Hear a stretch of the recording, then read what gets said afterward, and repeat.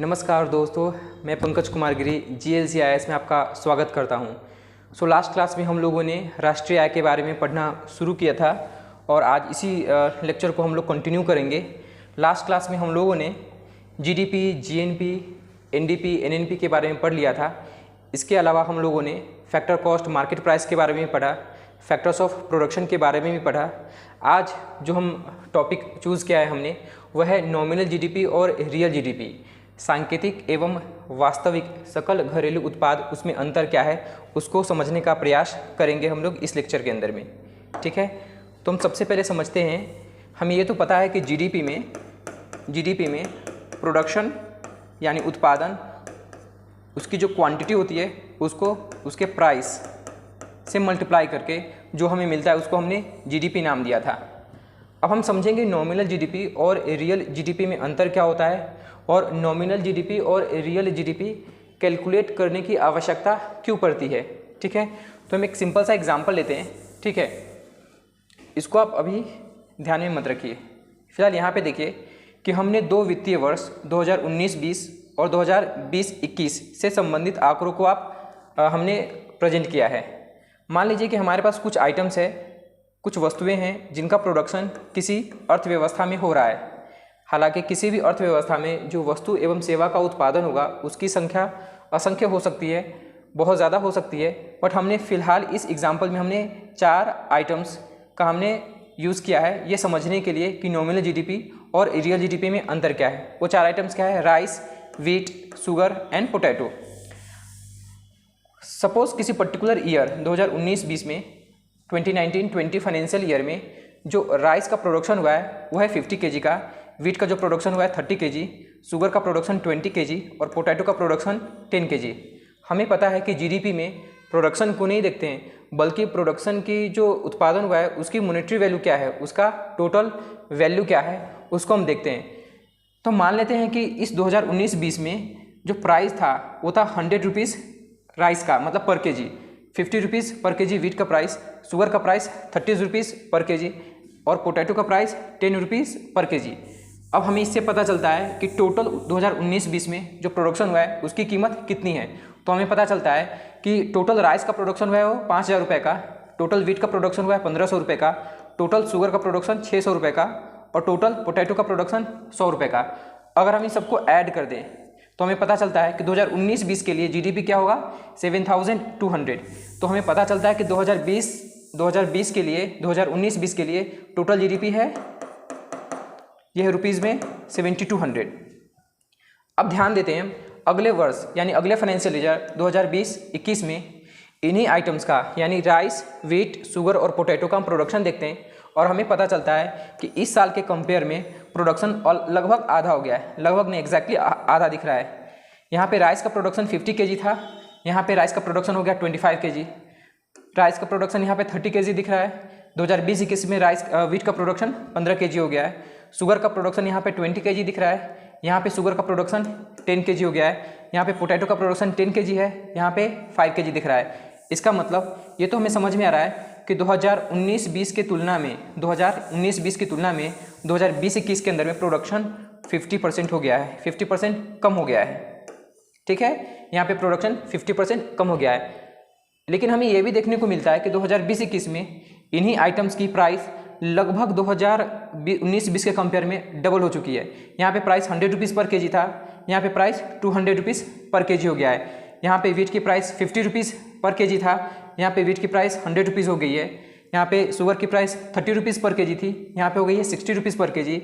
और यहाँ पे पोटैटो की प्राइस 10 रुपीज़ पर केजी था, यहाँ पे पोटैटो की प्राइस हो गई है 20 रुपीज़ पर केजी। इसका मतलब 2020-21 में 2019-20 के कंपेयर में प्रोडक्शन हाफ हो गया है, प्रोडक्शन आधा हो गया है, जबकि प्राइस डबल हो चुका है।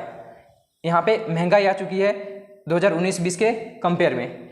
अगर हम 2020-21 का GDP कैलकुलेट करें तो हमें पता है GDP इज इक्वल टू होता है प्रोडक्शन इंटू प्राइस। प्रोडक्शन मतलब जो क्वांटिटी में प्रोड्यूस हुआ इंटू प्राइस। अब हमें समझ में आता है कि यहाँ पे भी अगर मल्टीप्लाई करेंगे 25 इंटू 200 तो 5000 आ रहा है, यहाँ पे 1500, 600, 100 और अगर हम इसको ऐड कर दें तो यहाँ भी GDP 7200 आ रहा है, विच मीन्स दैट 2019-20 के कंपेयर में 2020-21 के अंदर में प्रोडक्शन आधा हो गया है, लेकिन जीडीपी हमें एग्जैक्टली सेम नज़र आ रहा है।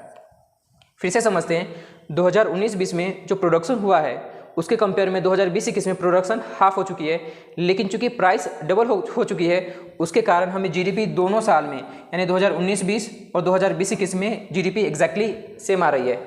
तो क्या हमें यह इकोनॉमी का रियल पिक्चर बता रहा है क्या? क्योंकि अगर जीडीपी सेम है, इसका मतलब हमें जेनरली हम समझते हैं कि जीडीपी को प्रोडक्शन मान के चलते हैं। हमने कल समझा था कि जीडीपी को आप प्रोडक्शन समझिए, बट आप ध्यान दो, प्रोडक्शन में जीडीपी कैलकुलेटर में प्रोडक्शन में हम प्राइस से मल्टीप्लाई करते हैं, और चूंकि यहाँ पे महंगाई आने की वजह से यहाँ पे जीडीपी हमारा इक्वल आ रहा है, इसीलिए यहाँ पे दो टर्म को कॉइन किया गया, पहला नॉमिनल जीडीपी और दूसरा रियल जीडीपी। हम समझते हैं नॉमिनल जीडीपी और रियल जीडीपी में एक्चुअल डिफरेंस क्या है। एक काम करते हैं, 2020-21 में जो प्रोडक्शन हुआ है उसको 2019-20 में जो प्राइस हुआ है इसको बेस ईयर मान लेते हैं।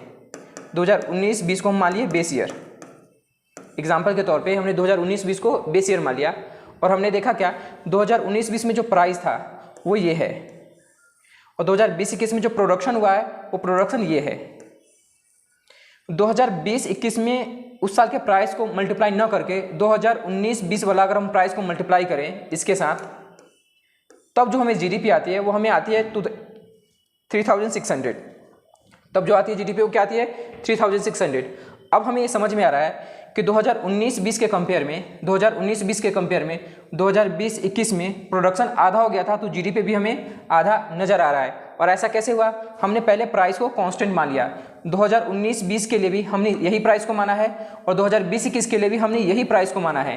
क्वांटिटी दोनों का अलग अलग है, क्वांटिटी अलग अलग है। इसका मतलब प्रोडक्शन हमने इस साल का 2019-20 का ये है और 2020-21 का ये है, बट जो हमने प्राइस लिया है वो सिर्फ ये प्राइस लिया है। हमने प्राइस जो आप ग्रीन कलर में देख रहे हो, हमने इसको बेस ईयर मान के यही प्राइस लिया है। जब ग्रीन वाले कलर को जो हमने मार्क किया है उसको हम प्राइस मानते हैं, तो हमें समझ में आता है कि ये जीडीपी 2019-20 में ये है, जबकि 2020-21 में 20-21 में ये है, और इसके कंपेयर में जीडीपी आधा है। और प्रोडक्शन भी अगर आप ध्यान से देखो तो प्रोडक्शन भी हाफ हो चुकी है। तो हमें एक चीज़ समझ में आ गई कि अगर जब प्रोडक्शन हो रहा है, जीडीपी कैलकुलेट करते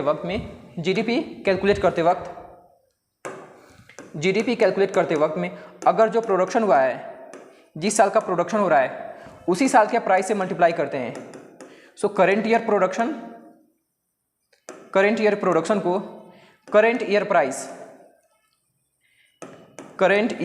प्राइस से मल्टीप्लाई करते हैं, तब जो जीडीपी मिलती है उसको बोलते हैं नॉमिनल जीडीपी। तब जो जीडीपी मिलता है उसको बोलते हैं नॉमिनल जीडीपी। लेकिन रियल जीडीपी के केस में जो प्रोडक्शन हुआ है वो तो करेंट ईयर का ही होगा, लेकिन जो प्राइस मल्टीप्लाई करेंगे इसको वो होगा किसी बेस ईयर का। और बेस ईयर के प्राइस हम क्यों मल्टीप्लाई कर रहे हैं? ताकि हम इन्फ्लेशन के इफेक्ट को हम नलीफाई कर सके। अब आप यहाँ पे देखो, इस केस के अंदर में यहाँ पे प्राइस ज़्यादा होने की वजह से हमें जीडीपी इक्वल दिख रहा था। इसका मतलब प्राइस ज़्यादा होने को हम क्या बोलते हैं? इन्फ्लेशन। प्राइस के इंक्रीमेंट को हम बोलते हैं इन्फ्लेशन। यानी इन्फ्लेशन की वजह से हमें जीडीपी ज़्यादा नज़र आ रही थी। हमने इन्फ्लेशन को इफेक्ट को हटाने के लिए हमने क्या किया? हमने करेंट ईयर प्राइस को मल्टीप्लाई नहीं किया, बल्कि करेंट ईयर प्रोडक्शन को हमने किसी एक बेस ईयर के प्राइस से मल्टीप्लाई कर दिया। और यहाँ पे बेस ईयर का प्राइस कौन सा हमारा? 2019-20 का। ये हम जेनरली 4 से 5 साल पहले के किसी प्राइस को हम बेस ईयर प्राइस मानते हैं, और फिर जो हमें जीडीपी मिलती है उसको हम बोलते हैं रियल जीडीपी। तो हमें ये समझ में आ गया कि नॉमिनल जीडीपी में प्रोडक्शन करेंट ईयर का होगा। अब ध्यान दो, नॉमिनल जीडीपी और रियल जीडीपी दोनों कैलकुलेट करते वक्त में प्रोडक्शन हमेशा करेंट ईयर का ही होगा। बट जो प्राइस मल्टीप्लाई करते हैं इस केस में यहाँ पे प्राइस करेंट ईयर का होगा, बट इस केस में यहाँ प्राइस बेस ईयर का होगा। यानी रियल जीडीपी हमें पता करने के लिए प्राइस बेस ईयर चूज करते हैं। यही डिफरेंस है नॉमिनल जीडीपी और रियल जीडीपी में। अब एक और टर्म इससे संबंधित है, वह है जीडीपी डिफ्लेटर।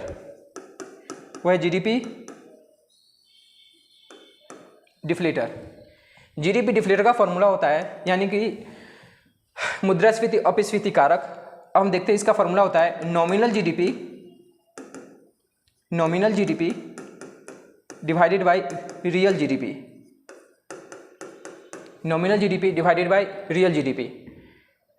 सामान्य तौर पर वस्तु का प्राइस, गुड्स एंड सर्विसेज का प्राइस समय के साथ बढ़ता है एक डेवलपिंग इकोनॉमी में, क्योंकि एक विकासशील अर्थव्यवस्था में सामान्य तौर पे मुद्रास्फीति की स्थिति बनी रहती है। एक सामान्य तौर पे जब मुद्रास्फीति की स्थिति बनी होगी तो जो करेंट ईयर प्राइस होगा, current year price generally base year price से ज़्यादा होगा, बेस ईयर प्राइस से ज़्यादा होगा। और ऐसा क्यों होगा? क्योंकि अर्थव्यवस्था में सामान्य तौर पे इन्फ्लेशन की स्थिति बनी होती है, महंगाई की स्थिति बनी होती है, मुद्रास्फीति की स्थिति बनी रहती है। कुछ रेयर केस के अंदर में current year price base year price से कम हो सकता है, बेस ईयर प्राइस से कम हो सकता है। और ये कब होगा? अपस्फीति की स्थिति में, यानी डिफ्लेशन की स्थिति में पॉसिबल हो सकता है। डिफ्लेशन की स्थिति में बेस ईयर का प्राइस ज़्यादा होगा करेंट ईयर प्राइस का। मैंने समझा कि सामान्य तौर पे एक विकासशील अर्थव्यवस्था में ऐसी स्थिति नहीं आती है और ये पहली वाली स्थिति ज़्यादा डोमिनेट होती है। अब हमें समझना है कि इसकी वैल्यू क्या होगी। सामान्य तौर पर nominal GDP divided by real GDP, इसका मतलब जीडीपी डिफ्लेटर, इसकी वैल्यू ग्रेटर देन 1 होती है। क्यों? क्योंकि जब करेंट ईयर प्राइस ज़्यादा होगा बेस ईयर प्राइस का, तो आप ऐसे समझो nominal GDP divided by real GDP, तो प्रोडक्शन हम क्यू से रिप्रेजेंट कर रहे हैं, तो करेंट ईयर का production into price base year का डिवाइडेड बाय करेंट ईयर का production multiplied by price, sorry यहाँ पे प्राइस करेंट ईयर का होगा, करेंट ईयर का, और यहाँ पे प्राइस होगा बेस ईयर का। कैंसिल हो गया, प्राइस करेंट ईयर का divided by price base year का। हमें पता है कि बेस ईयर का प्राइस सामान्य तौर पे कम होता है और करेंट ईयर का महंगाई के कारण प्राइस ज़्यादा होता है, उस वजह से ये रेशियो पूरा 1 से बड़ा होगा। इसीलिए जीडीपी डिफ्लेटर सामान्य तौर पे इसकी वैल्यू 1 से बड़ी होती है। और जीडीपी डिफ्लेटर की वैल्यू 1 से बड़ी है, यह क्या दर्शाता है? जीडीपी डिफ्लेटर की वैल्यू 1 से बड़ी है, यह दर्शाता है कि आज वस्तु एवं सेवाओं की जो मूल्य है, जो हमारी अर्थव्यवस्था में जो वस्तु एवं सेवा जो उत्पादन हो रहा है, उसका मूल्य आधार वर्ष की तुलना में ज़्यादा है। अगर जीडीपी डिफ्लेटर 1 के बराबर हो जाता है, जीडीपी डिफ्लेटर की वैल्यू 1 के बराबर होती है, इसका मतलब होगा नॉमिनल जीडीपी बराबर होगा रियल जीडीपी के, नॉमिनल जीडीपी बराबर होगा रियल जीडीपी का। इसका मतलब current year production into current year price बराबर होगा current year production into price base year का, which means that price current year का, सॉरी यहाँ पे करेंट ईयर का बराबर प्राइस बेस ईयर का। मतलब आज की जो किसी वस्तु की कीमत, वस्तु एवं सेवा की जो मूल्य है, वो बेस ईयर के वस्तु एवं सेवा के मूल्य के बराबर है। जो उत्पादन हुआ है वस्तु एवं सेवा, उसका मूल्य करेंट ईयर में, मतलब आज के वर्तमान वर्ष में बेस ईयर के तुलना में बराबर है।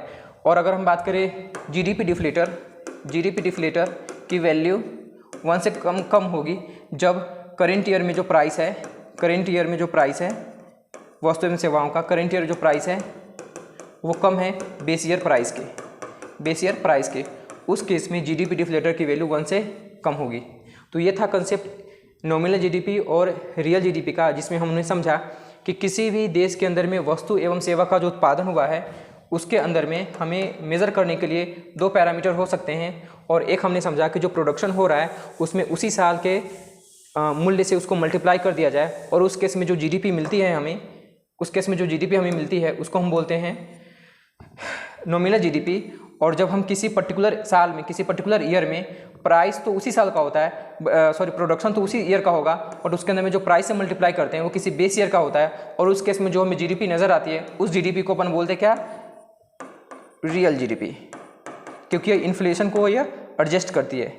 ठीक है, अब हम नेक्स्ट टॉपिक पे बढ़ते हैं, जिसको हम बोल सकते हैं मेथड्स ऑफ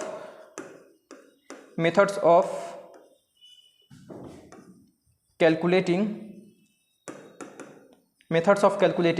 नेशनल इनकम।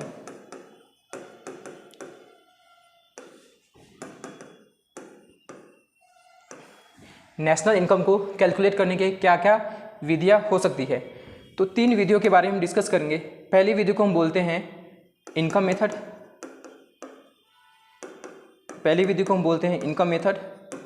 दूसरी विधि को हम बोलते हैं एक्सपेंडिचर मेथड, दूसरी विधि को हम बोलते हैं एक्सपेंडिचर मेथड, और तीसरी विधि को हम बोलते हैं value added method, value added method. इन तीनों विधियों के थ्रू हम नेशनल इनकम को कैलकुलेट कर सकते हैं। तो हम सबसे पहली विधि यानी नेशनल इनकम मेथड को हम इस लेक्चर में देखते हैं।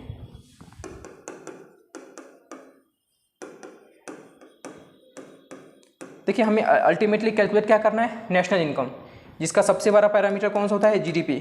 नेशनल इनकम को कैलकुलेट करने का, जानने का एक बहुत बड़ा आप बोल सकते हो टूल्स है जीडीपी। इनकम मेथड में देखो, हमें कैलकुलेट करना है जीडीपी किसी देश का किसी वित्तीय वर्ष में कितना है, मतलब जो प्रोडक्शन हुआ है उसकी टोटल वैल्यू क्या है, जो प्रोडक्शन हुआ है उसकी टोटल वैल्यू क्या है, हमारा एम ये है। और टोटल प्रोडक्शन के टोटल वैल्यू को हमें जानना है। हम क्या करते हैं इनकम मेथड के अंदर में, हमने पिछले क्लास में ये पढ़ा था कि जिन वस्तुओं का उत्पादन हो रहा है, जिन वस्तु एवं सेवाओं का उत्पादन हो रहा है, उस उत्पादन के लिए इनपुट चाहिए, और उस इनपुट को हमने बोला था वो इनपुट 4 तरह के हो सकते हैं, लैंड, लेबर, कैपिटल, एंटरप्रेन्योरशिप। अगर ये इनपुट है तो किसी भी वस्तु का हम उत्पादन कर सकते हैं। अच्छा, जो भी इनपुट हमने यूज़ किया है किसी वस्तु एवं सेवा के उत्पादन के लिए, किसी वस्तु एवं सेवा के उत्पादन के लिए जिन इनपुट्स का हमने यूज़ किया है उसके लिए हमने कुछ पेमेंट किया होगा, और उस पेमेंट को हमने नाम दिया था क्या, रेंट हो सकता है, वो वेजेज हो सकता है, इंटरेस्ट हो सकता है, या प्रॉफिट हो सकता है। इन चारों पेमेंट को ही हम ऐड कर दें तो टोटल इनपुट हमें पता चल सकता है, और टोटल इनपुट कॉस्ट हमें पता चल गया। इसका मतलब प्रोडक्शन कॉस्ट पता चल गया। इसका मतलब अगर हम rent plus wages plus interest plus profit, अगर इन चारों को हम ऐड कर दें तो किसी भी वस्तु एवं सेवा के निर्माण के लिए जो प्रोडक्शन कॉस्ट चाहिए वो हमें प्रोडक्शन कॉस्ट पता चल सकता है। किसी भी वस्तु एवं सेवा के उत्पादन के लिए जो इनपुट यूज़ हुआ है उस इनपुट कॉस्ट को हमने सभी इनपुट कॉस्ट को ऐड कर दिया, और हमने देखा था कि सारे के सारे इनपुट कॉस्ट क्या हो सकते हैं, या तो वो रेंट होगा, या तो वो वेजेज होगा, या तो इंटरेस्ट होगा, या तो प्रॉफिट होगा। यही चारों इनपुट कॉस्ट हो सकते हैं। हमने इन चारों को जोड़ दिया और तब जो हमें पता चलता है उसको हमने बोला प्रोडक्शन कॉस्ट। हमें इसी प्रोडक्शन की तो वैल्यू पता करनी थी, विच मीन्स दैट अगर हमने प्रोडक्शन की वैल्यू को पता करना है, प्रोडक्शन के वैल्यू को पता करना है, टोटल प्रोडक्शन वैल्यू को पता करना है, टोटल प्रोडक्शन वैल्यू को पता करना है, तो हम क्या काम करेंगे, जितना अलग अलग इकोनॉमिक एक्टिविटी के लिए रेंट पे किया गया है हमने सभी रेंट को ऐड कर दिया, RN, ठीक है।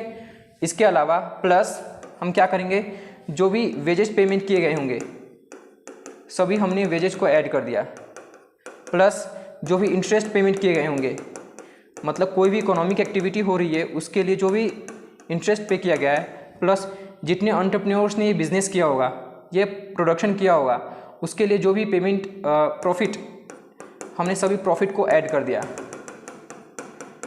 अगर हम इन सबको जोड़ दें, ऐड कर दें, तो हमें ये देश की टोटल कंट्री के अंदर में जो भी प्रोडक्शन हुआ है उसकी वैल्यू को बता देगा, यानी अल्टीमेटली क्या बता देगा, जीडीपी को। तो हम ऐसा लिख सकते हैं, rent plus wages plus interest plus profit. अगर हम इन सारे को ऐड कर दें तो हमें देश की जीडीपी पता चल जाएगी, और इसको हम बोलते हैं GDP calculation bye income method. Income method क्यों बोलते हैं, क्योंकि याद कीजिए ये सारे के सारे फैक्टर पेमेंट है, विच मीन्स दैट यह किसी न किसी पर्टिकुलर ग्रुप का इनकम है, इसीलिए हम बोलते हैं जीडीपी बाय इनकम मेथड। जो सेकेंड मेथड है उसको हम बोलते हैं GDP calculation bye expenditure method. Expenditure method, यहाँ पे हमें जीडीपी कैलकुलेशन करना है बाय एक्सपेंडिचर मेथड। अब एक्सपेंडिचर मेथड के थ्रू हम कैसे जीडीपी कैलकुलेशन करते हैं, हम ये देखते हैं कि जीडीपी कैलकुलेशन के लिए हम फंडामेंटल पे पहुंचते हैं। हमें पता क्या करना है, production cost, total production cost, हमें पता करना है टोटल प्रोडक्शन कॉस्ट। अच्छा, जिन वस्तुओं का उत्पादन हुआ है उस वस्तुओं को हमारे इकोनॉमी में, हमारे अर्थव्यवस्था में ऐसे कौन कौन से ग्रुप हैं जो उसको परचेज करेंगे, विच मीन्स दैट उन वस्तु एवं सेवाओं के कंजम्पशन के लिए कौन एक्सपेंडिचर करने वाला है। तो हमें पता चलता है कि हमारी अर्थव्यवस्था में सामान्य तौर पे 3 ग्रुप होंगे जो इन वस्तु एवं सेवाओं के ऊपर में खर्च करेंगे। 3 ग्रुप कौन सा हो सकता है, एक होगा हाउस होल्ड, दूसरा गवर्नमेंट, और तीसरा फर्म्स या कंपनियां।